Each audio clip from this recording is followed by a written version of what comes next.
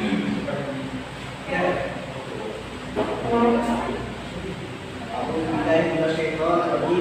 Bismillahirrahmanirrahim. Assalamualaikum warahmatullahi wabarakatuh. Waalaikumsalam warahmatullahi wabarakatuh. Sebelum memulai pembelajaran, silakan seseorang memimpin doa.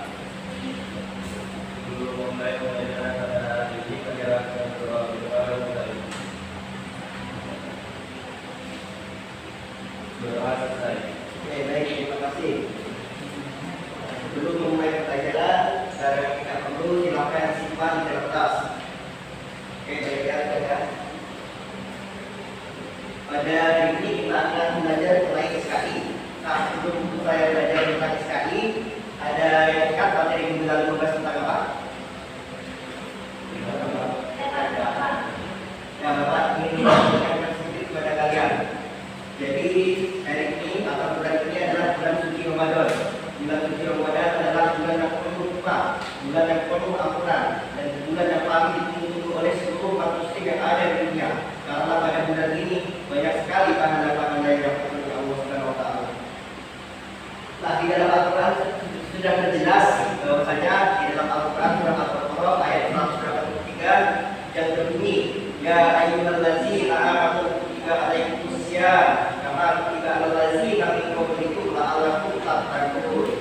Baik. Dan artinya adalah wahai orang-orang yang beriman, diwajibkan atas kamu berpuasa sebagaimana diwajibkan atas kamu bertakwa.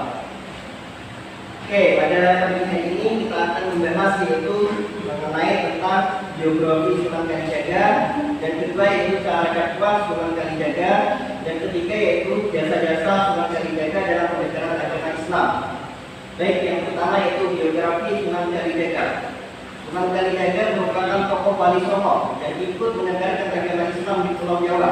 Namanya lengkap dengan Muslim di Pulau Jawa karena kewajibannya dan membawa kembali Islam di tradisi Jawa. Jadi Sunan Kalijaga memiliki nama asli Raden Mas Sahid dan diperkirakan lahir pada tahun 1450 Masehi, tepatnya di daerah Tugas, Jawa Timur. Sunan Kalijaga merupakan putra dari Adipati Tuban yang bernama Tumanggung Waliketa atau Raden Sabur. Ayah Sunan Kalijaga yaitu Tumanggung Arya merupakan keturunan dari pemberontak legendaris pada Patih Kaunulawe. Adapun yang kedua yaitu cara dakwah Sunan Kalijaga. Sunan Kalijaga atau Raden Mas Sahid adalah salah satu ulama yang berdakwah lewat pendekatan tradisi dan budaya dalam menyebarkan Islam. Salah satu murid Sunan Bonang ini menciptakan tanggungan dan karya-karya seni lainnya, termasuk wayang kulit yang menjadi benda seni paling populer pada saat itu. Sunan Kalijaga menggunakan wayang kulit sebagai sarana dakwah kepada masyarakat untuk mempelajari Islam. Namun bukan sekedar mendapatkan Sunan Kalijaga amat mahir mendalam di pertunjukan wayang. Sunan Kalijaga menjadi dalam untuk menyampaikan ajaran-ajaran Islam kepada masyarakat. Dia juga memiliki beberapa julukan, yakni Ki Dalan Bergerati, yang kedua yaitu Ki Dalan Ingkor, yang ketiga yaitu Ki Dalan Kumenlu, dan yang keempat itu Ki Kumener. Dalam mendalam, dia tidak meminta bayaran, namun Sunan Kalijaga hanya meminta para rakyat yang ingin menonton pertunjukan wayang perlu membeli tiket dengan menyebut kalimat syahadat alias dua kalimat syahadat, yaitu asyhadu an la ilaha illallah wa asyhadu anna muhammadar rasulullah. Dengan begitu, orang-orang yang menyaksikan pertunjukan wayang Sunan Kalijaga sudah masuk Islam. Sunan Kalijaga mendalam membangun memampu membaharkan masyarakat mengenal Islam. Mereka lewat pelajaran dari cerita wayang. Sunan Kalijaga juga mulai menjalankan syariat Islam. Lakon wayang yang mengambil cerita hindu juga diubah Sunan Kalijaga menjadi bertafaskan Islam. Sunan Kalijaga memodifikasi lakon wayang dari naskah kuno menjadi lakon dewa kunci, layak kalimat saja, lakon ketruk jadi raja. Demi menghilangkan cerita kesyirikan dengan menjualkan Allah, Sunan Kalijaga menambahkan karakter-karakter baru dalam perwayangan seperti penawakan dan terdiri atas semak, bagong, estro, dan derek. Kehadiran punakawan ini membutuhkan penghormatan kepada makhluk selain Allah, di mana di dalam cerita para dewa akan bertanya dan meminta pendapat punakawan manakala ada masalah. Padahal punakawan kawan adalah manusia, sehingga kekuasaan dewa untuk lantaran harus meminta pendapat kepada manusia. Nah, ketika Raja Syahid lahir di Bukan, keadaan Majapahit mulai surut. Beban Bupati Kadipaten terhadap pemerintah pusat semakin besar, sehingga masa remaja Raja Syahid dipenuhi dengan keprihatinan. Lebih baik ketika Tuban dilanda kemarau panjang. Dolores II, Raden Syahid tak tertahan. Raden Syahid akhirnya memilih menjadi maling putri. Mula-mula dia bukan bukan Kadipaten, ambil darah makanan dan mengabdikannya kepada orang-orang yang membutuhkannya. Sehingga menerima bahan makanan tak pernah tahu siapa pemberi bahan makanan tersebut. Namun, lewat intayan para penjaga keamanan Kadipaten, akhirnya Raden Syahid tertangkap basah. Ia bawa dan dihadapkan kepada Adipati Tumenggung alias bapaknya sendiri. Sungguh panusan ayahanda. Keluarga Adipati merasa tercoreng dengan tindakan putranya itu. Diusirnya sang putra dari istana Kadipaten. Pengusiran itu tidak membuat jerak Raden Syahid. Dia malah merampok dan menjual orang-orang kaya di Kadipaten, tepatnya di daerah Tuban. Hasil dari rampokan itu, ia tetap bagi-bagikan kepada para fakir miskin. Akhirnya ia tertangkap lagi karena ia diusir Adipati dari wilayah Kadipaten Tuban, Jawa Timur. Ia tidak akan lagi bila tertangkap di Kadipaten Tuban, maka Syahid keluar Kadipaten Tuban. Raden Syahid tinggal di hutan Jatiwangi dan ia masih tak menghentikan malingnya. Tinggal di hutan Jatiwangi, beliau membuang nama aslinya dan memakai nama berandal Oka Jaya selama tinggal di hutan tersebut. Beliau masih terus melakukan aksinya untuk menolong rakyat miskin. Pada akhirnya, ia bertemu dengan Sunan Bonang. Awal pertemuan dengan Sunan Bonang, Sunan Kalijaga tidak sopan sama sekali. Dia malah ingin merebut tongkat Sunan Bonang yang dikiranya terbuat dari emas. Dengan sekuat tenaga, Sunan Kalijaga berusaha meraih tongkat itu, sehingga menyebabkan Sunan Bonang jatuh tersungkur dan menangis. Sunan Bonang akhirnya berusaha bangun dan berdiri. Sedangkan Sunan Kalijaga mengamati tongkat itu dan sadar bahwa tongkat itu hanyalah tongkat biasa yang tidak terbuat dari emas. Melihat Sunan Bonang menangis, Sunan Kalijaga heran dengan apa yang membuatnya menangis. Usai bangun, Sunan Bonang memberikan sebuah nasihat kepada Sunan Kalijaga yang telah ketika menyentuh hati Sunan Kalijaga adalah tentang perbuatan mencurinya selama ini. Perbuatan itu Sunan Bonang ibaratkan dengan mencuri pakaian kotor menggunakan air kencing yang hanya akan menambah kotor dan bau pakaian tersebut. Raden Syahid pun tercekat mendengar ucapan Sunan Bonang itu. Raden Syahid pun semakin buat terpukau dengan keajaiban yang ditunjukkan dengan mengubah sebuah pohon arang menjadi pohon emas. Karena penasaran dan kagum, Raden Syahid memanjat pohon arang itu. Namun ketika budak mengambil buahnya, tiba-tiba pohon itu rontok menaik kepalanya. Akhirnya beliau jatuh ke tanah dan pingsan. Usai bangun, Raden Syahid menyadari bahwa orang yang berada itu bukan orang biasa, sehingga timbul keinginan untuk belajar kepadanya. Serta Raden Syahid menyadari kesalahannya. Setelah menyadari kesalahan dan melihat ilmu yang dimiliki oleh Sunan Bonang, Sunan Kalijaga pun ingin berguru kepada Sunan Bonang. Tapi Sunan Bonang tidak akan begitu saja menerima Sunan Kalijaga sebagai muridnya. Sunan Bonang memberikan syarat kepada Sunan Kalijaga. Syarat dari Sunan Bonang tidak ingin menjadi muridnya. Jadi Sunan Kalijaga menjaga tongkat Sunan Bonang yang tertancap di sungai atau kali sampai Sunan Bonang datang kembali untuk mengambilnya. Kalau tekad Sunan Kalijaga sangat kuat untuk berguru dengan Sunan Bonang, maka Sunan Kalijaga menang diri mengambil Sunan Bonang tersebut. Setelah 3 tahun, Sunan Bonang kembali ke sungai tersebut untuk mengambil tongkatnya dan melihat Sunan Kalijaga masih setia menunggu tongkat itu di pinggir kali. Peristiwa inilah yang melatar-belakangi asal mula bila Raden Syahid menjadi Sunan Kalijaga atau kali yang berarti sungai dan jaga yang berarti penjaga.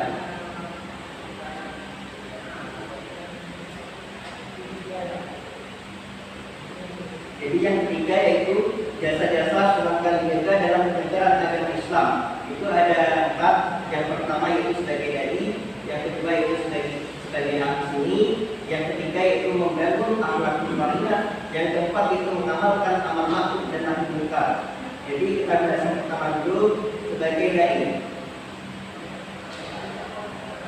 Jadi jasa-jasa Sunan Kalijaga sebagai dai Beliau dikenal sebagai orang yang dapat bergaul dengan segala lapisan masyarakat, dari kalangan bawah sampai kalangan atas. Jika para wali lain dan yang lainnya dakwah di daerah saja, yaitu mendirikan padepokan pesantren Nakakuman dan Jaga ini dikenal sebagai kembali diri yang program. Yang kedua itu sebagai ahli seni. Di antara kalian Suman dan Jaga ini, beliau itu kreatif dalam segala cabang seni. Di antaranya yang pertama yaitu beliau yang pertama kali menciptakan Baitul Taqwa. Baitul Taqwa ini akhirnya disempurnakan oleh Sultan Agung. Dan yang kedua itu Sunan Kalijaga yang merintahkan Ki Pandanaran atau Sunan Humayun untuk membuat beduk, yaitu semacam beduk besar untuk memanggil orang supaya berkumpul di masjid. Sesuai dengan falsafah, beduk itu adalah deng-deng-deng, isi sedang masih kuat, yaitu di dalam masjid masih kuat atau cukup untuk sholat berjamaah.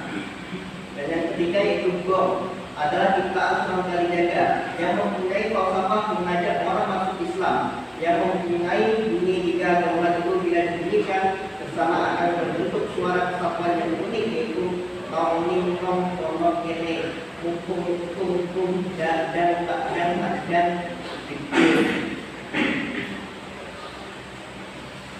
terakhir yaitu membangun akhlakul karimah. Dalam berdakwah, Sunan Kalijaga mementingkan aspek akhlakul karimah yang bisa menjadi suri tauladan bagi masyarakat umum. Beliau mampu mengadopsi konsep-konsep Islam dengan konsep-konsep kejawen. Konsep kejawen adalah elemen dasar yang membentuk kosmos masyarakat Jawa. Kira itu saja. Selanjutnya Bapak ingin membuat kelompok royal. Dan ini ada 5 orang ya, jadi ini kelompok 1 dan ini kelompok 2.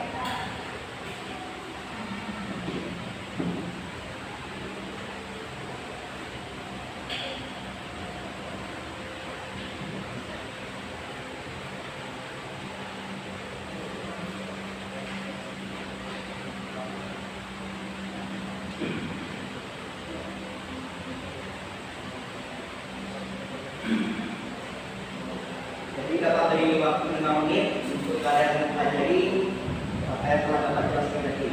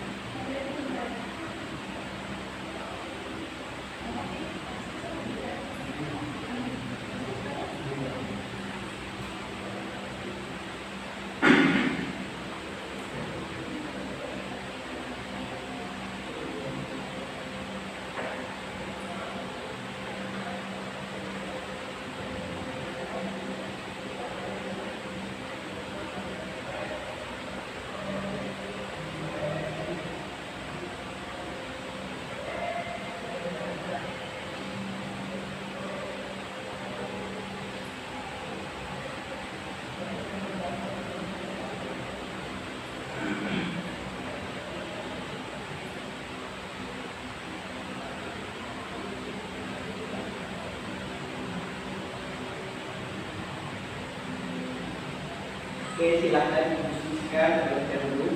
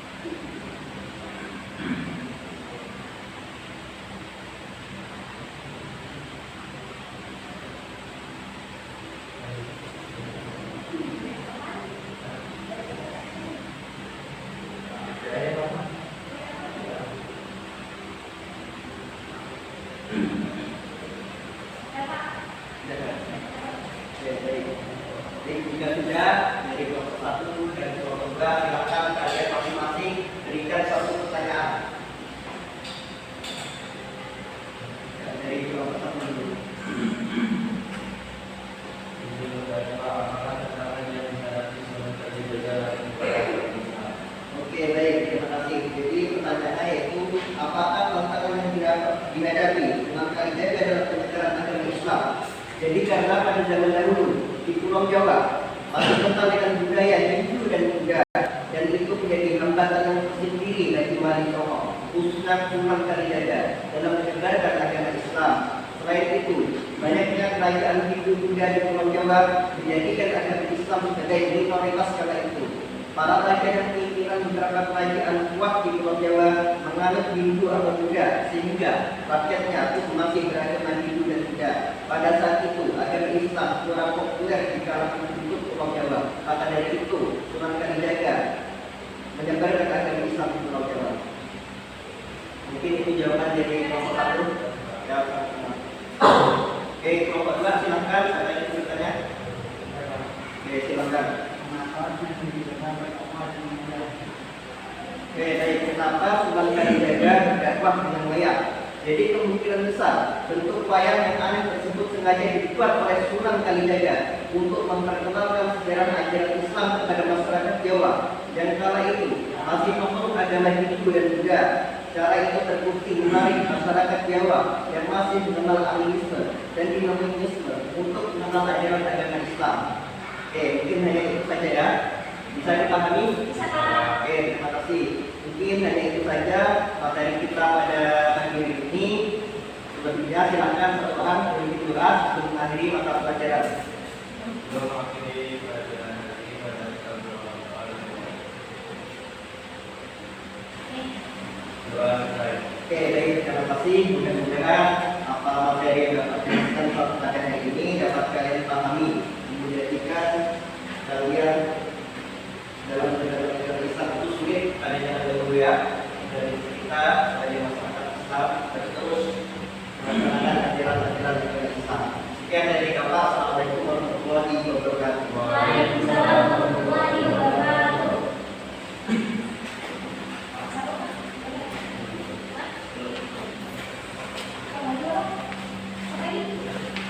Terima kasih.